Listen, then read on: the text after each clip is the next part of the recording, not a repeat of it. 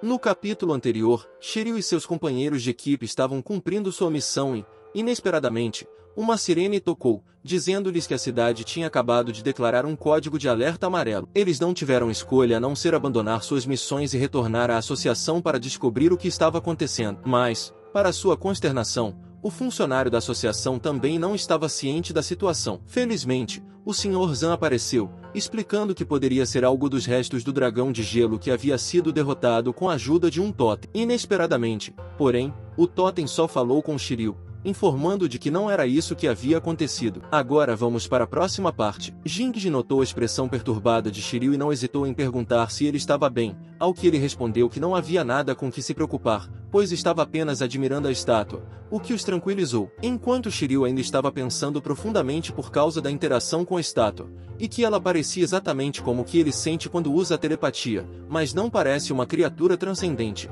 já que é apenas uma estátua feita à imagem do gigante de pedra há muito tempo.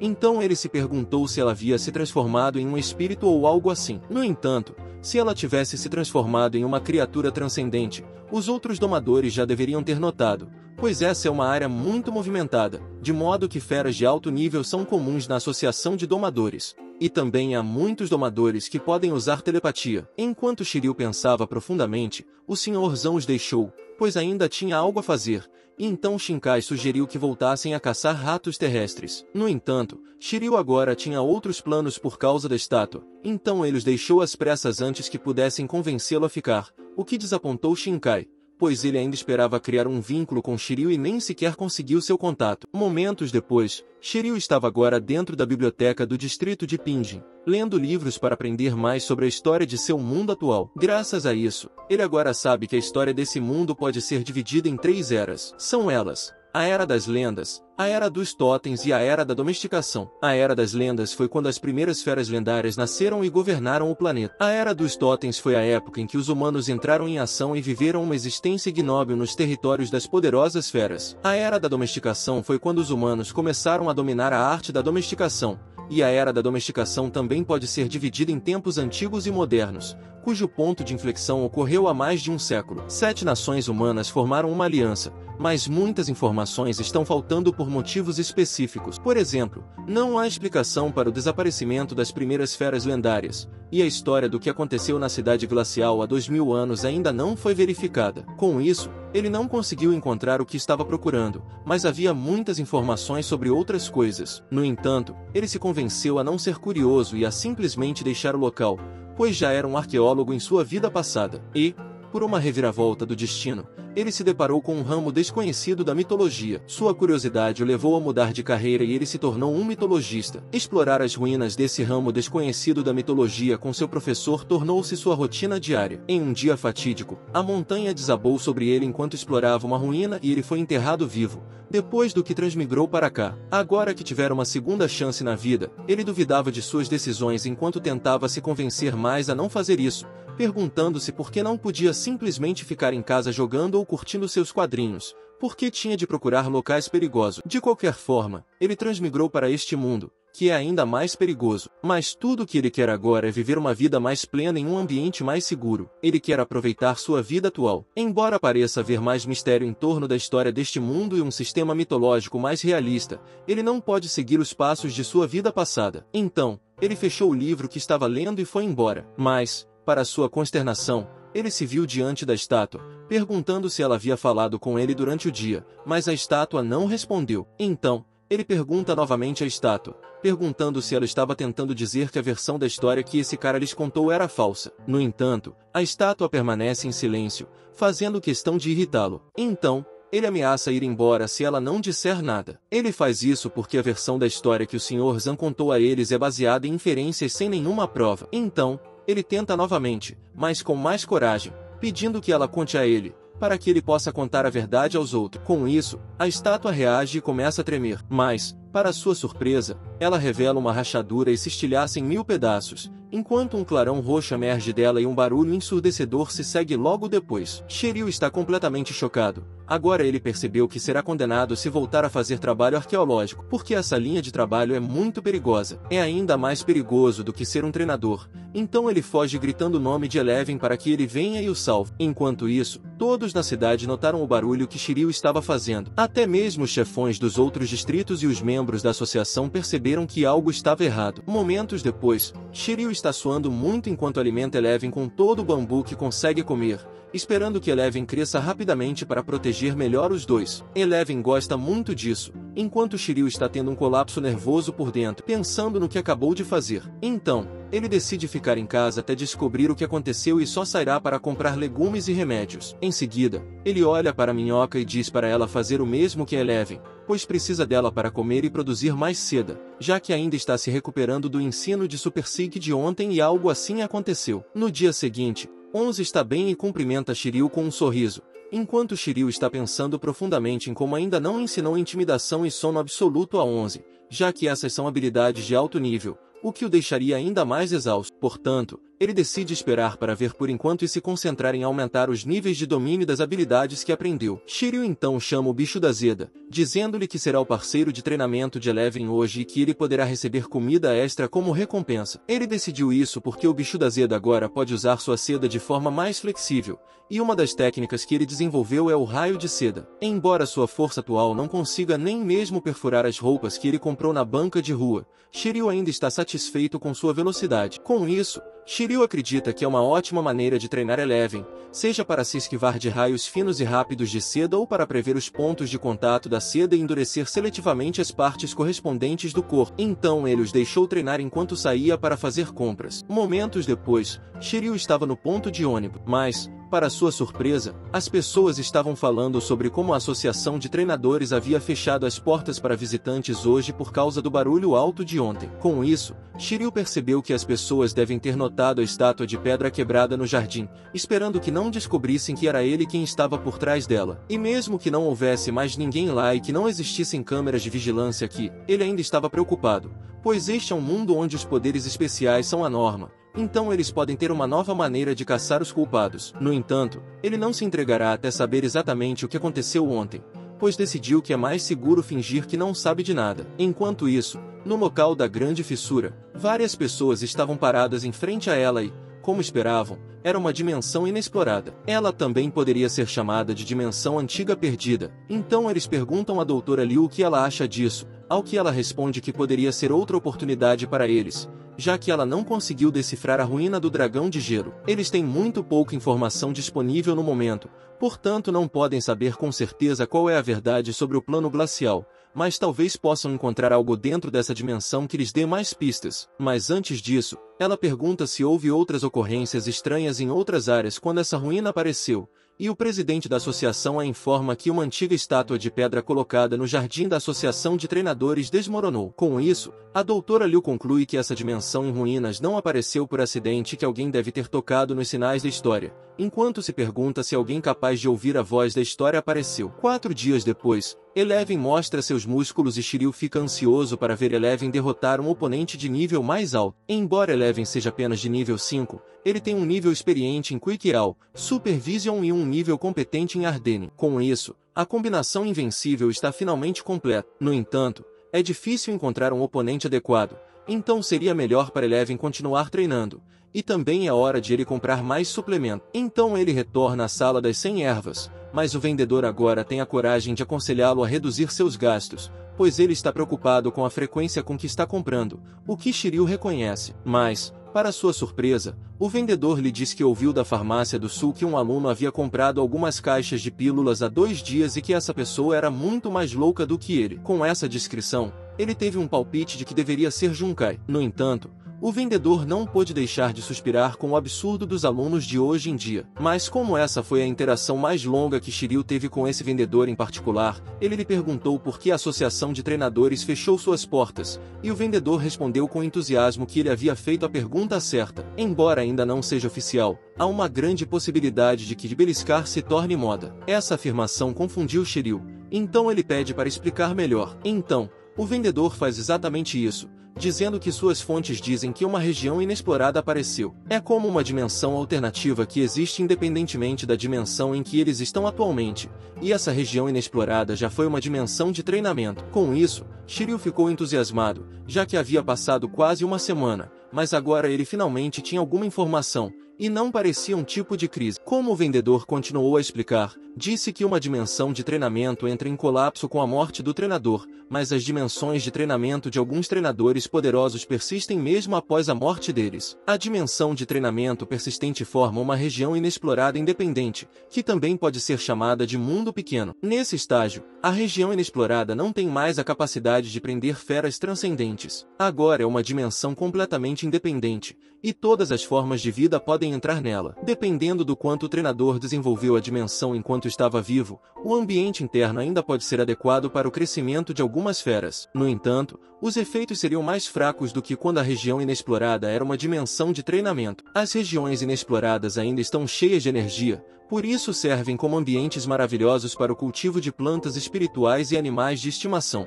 Com isso, Shiryu pergunta se essa dimensão de treinamento vem dos antigos treinadores, o que o vendedor confirma, pois, de acordo com os padrões modernos, os treinadores mais fracos da época estavam no nível lendário, que é um nível acima do nível grão-mestre. E se realmente for uma região inexplorada, é provável que haja muitos recursos raros ou animais de estimação lá. Mesmo que não haja nada lá, ainda é uma terra mágica que pode produzir recursos valiosos por um longo tempo. Portanto, agora que ela apareceu em Ping Shen, eles serão os maiores vencedores, e se puderem desenvolvê-la adequadamente, sua economia poderá ser impulsionada. No entanto, Shiryu não estava tão entusiasmado quanto o vendedor, pois sempre há a possibilidade de haver monstros à espreita na região inexplorada. No entanto, o vendedor não se incomodou com isso, pois ainda não há relatos sobre eles. Mesmo que haja monstros, ele acredita que os chefões cuidarão deles. Com isso, Shiryu deixou o local com a consciência tranquila, pois parece que a estátua quebrada não foi uma coisa ruim. Mas agora ele está se perguntando como foi capaz de invocar uma região inexplorada apenas falando com uma antiga estátua de pedra. E será que isso realmente tem alguma coisa a ver com a história real? De qualquer forma, ele decide não deixar que isso o incomode, pois não é problema dele agora. Ele pede desculpas ao Senhor Estátua porque prometeu a ele que restauraria a verdade da história. Mas, a julgar pela situação atual, ele não pode nem chegar perto dessa região inexplorada. Mas, como prometeu, ele deve manter sua palavra e decide pensar novamente quando estiver mais forte. Mas, de repente, alguém bate à sua porta e se apresenta como assistente social. Shiryu fica comovido com o fato de as pessoas estarem lhe enviando ajuda porque sabem que ele é órfão. Mas quando ele não responde, a pessoa do outro lado da porta supõe que não há ninguém lá dentro. Então, eles decidem invadir a casa, o que o pega de surpresa. Mas antes que eles pudessem fazer isso, Shiryu reagiu, pedindo que eles esperassem, imaginando como eles poderiam ser gentis ao invadir a casa de alguém apenas para entregar ajuda. Dada a suspeição da situação, Shiryu conclui que a verdadeira razão pela qual eles vieram é para pegá-lo pelo que ele fez. E não é impensável que algumas feras transcendentais conheçam habilidades estranhas como detecção de aura, premonição e feedback. Então ele não pode fazer nada além de praguejar ao abrir a porta. Para sua surpresa, é a doutora Liu com seu leão do vento. E agora que Shiryu abriu a porta, ela se apresenta como Liu Qingji, que tem doutorado em arqueologia pela Universidade da Capital Antiga e é membro da Associação Arqueológica da Glória Oriental. E ela está aqui porque tem algumas perguntas para ele e espera que ele possa cooperar. Embora isso surpreenda Shiryu, ele não pode deixar de sentir pena dessa bela jovem à sua frente, pois sabe que não há futuro na arqueologia. Com isso, ele recebe a doutora Liu em sua casa com um semblante triste. Agora que ela está lá dentro, ela decide ignorar a besteira e diz a Shiryu que suspeita que ele tem algo a ver com a quebra da estátua de pedra na Associação de Treinadores de Pink. No entanto, ela garante que não quer lhe fazer nenhum mal. Tudo o que ela quer saber é se ele ouviu uma voz vinda da estátua. Então Shiryu pergunta se a estátua está viva, ao que ela explica que se trata de um objeto inanimado e, como a telepatia deve permitir que o usuário se comunique com outras criaturas vivas, ele não deveria ouvi-la. Entretanto, há exceções para tudo. Objetos inanimados que carregam as convicções, crenças, determinações e emoções de criaturas vivas podem potencialmente formar uma mente própria ao longo do tempo, mas a mente é um conceito etéreo e não tem nada a ver com vida, mente, pensamentos ou alma. Portanto, na arqueologia, eles chamam isso de traços da história, e apenas alguns usuários de telepatia podem ouvir esses traços. É por isso que, na arqueologia, os treinadores que possuem essa habilidade também são conhecidos como aqueles que podem ouvir a voz da história, ou ouvintes. Com isso, Shiryu agora sabe que ele é um dos usuários especiais de telepatia, que a Doutora Liu tem em alta conta porque, para ela, a capacidade de ouvir a voz da história é um talento incrível, pois, ao longo da história deste mundo, houve muitos espaços em branco. Inúmeras verdades foram enterradas. Embora a exploração das ruínas seja o principal caminho para eles entenderem a história deste mundo, as ruínas geralmente são protegidas por poderes transcendentes. Por isso são extremamente difíceis de decifrar e localizar. Mas os ouvintes podem encontrar e decifrar informações importantes sobre as ruínas com muito mais facilidade do que os treinadores comuns. Assim como quando ele veio para despertar o espírito da estátua de pedra, ele desencadeou o aparecimento de uma ruína antiga, de modo que a verdade por trás da história da cidade glacial poderia ser revelada por causa disso. E ela veio atrás dele porque ele é talentoso, o que faz dele um arqueólogo nato. Então ela quer convidá-lo. Mas antes mesmo que ela possa terminar suas frases, Shiryu já está tendo um ataque porque ele não quer fazer toda essa merda de arqueólogo nesta vida. E ele já tem outros planos em mente, como ganhar dinheiro, manter um panda, depois encontrar uma linda garota e eles terão um gato juntos, se mudarão para uma cidade segura onde viverão uma vida segura e despreocupada. Com isso, ele não hesitou em recusar a oferta da Doutora Liu para participar de alguma associação arqueológica, ao que a Doutora Liu ressaltou que ela nunca disse nada sobre convidá-lo para participar da associação, e é um pouco um desperdício para ele com esse talento. Porque, incluindo ele, há apenas 11 ouvintes em todo o país no momento. Isso é menos do que o número de treinadores lendários e bestas de nível divino protegidos pela nação, o que significa que ele é importante. Então ela está pensando em convidá-lo para participar de outra organização, e ele não precisa recusar imediatamente. Porque os homens raramente dizem o que querem dizer. Ter esse talento é um sinal de que ele amava essa área. Caso contrário, não teria sido capaz de ouvir a voz da estátua de pedra. Nesse momento, Shiryu estava pensando profundamente sobre como os ouvintes são mais raros do que os treinadores lendários e os guardiões de totens, o que faz dele um tesouro nacional. No entanto, ele se perguntou por que ainda era o número 11, se isso estava escrito em seu mapa natal ou algo assim, e se os ouvintes eram realmente tão difíceis de encontrar. Ele esperava muitos benefícios ao entrar para essa organização e, como o Dr. Liu foi sincero ao convidá-lo, ele decidiu fazer um favor a ele ouvindo. Então, Shiryu pergunta a ela sobre essa organização e quais benefícios ele poderia obter, ao que ela responde que os benefícios são grandes. Ela pode até dizer que ele receberá mais benefícios do que um treinador lendário. Simplificando, quando ele for um membro oficial da organização, terá um status mais elevado do que o de um treinador lendário. Se ele conseguir os fundos,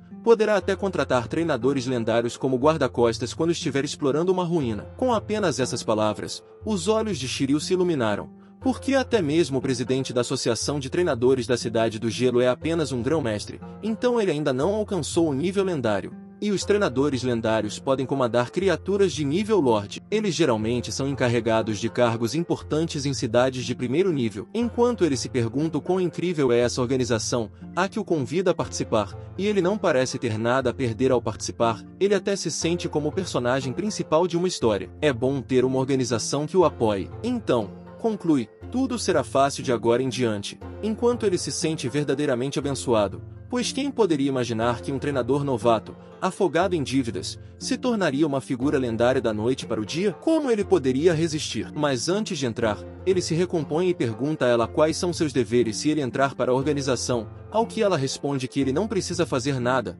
pois a organização tem uma estrutura simples, então quase não há restrições sobre o que os membros podem fazer. E os membros também não serão forçados ou coagidos a fazer nada. Dito isso, ela acredita que os instrutores com um talento como esse dificilmente ficarão parados sem fazer nada, já que os ouvintes geralmente são os primeiros a correr para o local sempre que há notícias sobre uma ruína lendária recém-descoberta e apoiarão a exploração ou liderarão a exploração eles mesmos. Afinal de contas, essa habilidade única nunca é possuída por pessoas comuns. Mas mal sabia ela que Shiryu já tinha tido o suficiente disso em sua vida passada, pois era um sonho que se tornava realidade para ele. Em outras palavras, se ele conseguir se controlar, não precisará realizar suas tarefas em lugares perigosos mesmo depois de entrar para a organização. Por outro lado, ele pode até obter toneladas de recursos, guarda-costas e informações sempre que quiser. Com isso, ele pergunta a ela com entusiasmo o nome da organização, ao que ela responde que é o Departamento Nacional de Investigações Estratégicas e Reforços de Ruína. Ela também é conhecida por seu número de série,